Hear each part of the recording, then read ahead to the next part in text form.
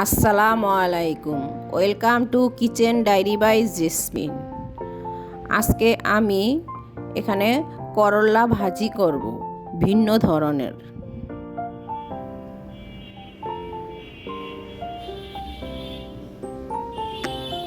এখানে আমি কড়াই বসিয়ে নিয়েছি, পরিমাণ মতন তেল দিয়ে দিয়েছি। তেলটা গরম হয়ে আসলে স্বাদ মতন লবণ দিয়ে দিলাম, আধা চামচ হলুদ গুঁড়া, আধা চামচ মরিচ গুঁড়া,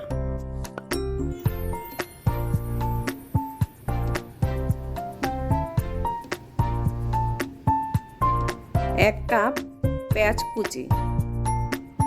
এখন মশলার সাথে পেঁয়াজটাকে ভালোভাবে মিশিয়ে নিব।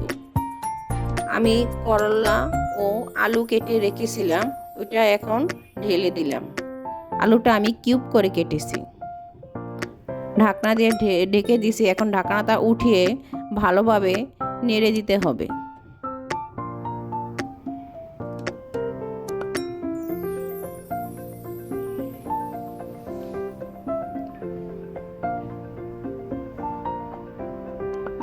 যখন আমার আলুটা ও করলাটা মাঝারি ভাবে সিদ্ধ হয়ে এসেছে, তখন আমি চিংড়ি মাছের মাথাটা বেছে ব্লেন্ডারে পেস্ট করে নিয়েছিলাম, সেটা আমি এখন দিয়ে দিলাম।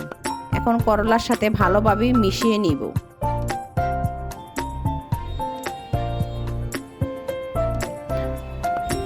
করলাটা যত বেশি ভাজা ভাজা হবে ততই খেতে টেস্ট হবে, এমনকি তিতো লাগবে না। আমি এই তো করলাটাকে ভালোভাবে ভেজে নিচ্ছি। এখানে চিংড়ি মাছের মাথাটা পেস্ট করে দেওয়াতে খুবই মজা হয়েছে, এমনকি তিতো লাগেনি। আপনারা এভাবে খেতে পারেন। এই তো হয়ে গেল আমার আলু দিয়ে করলা ভাজি। ফেসবুক থেকে দেখে থাকলে ফলো দিয়ে দিবেন এবং ইউটিউব থেকে দেখে থাকলে সাবস্ক্রাইব করে দিবেন। আল্লাহ হাফেজ।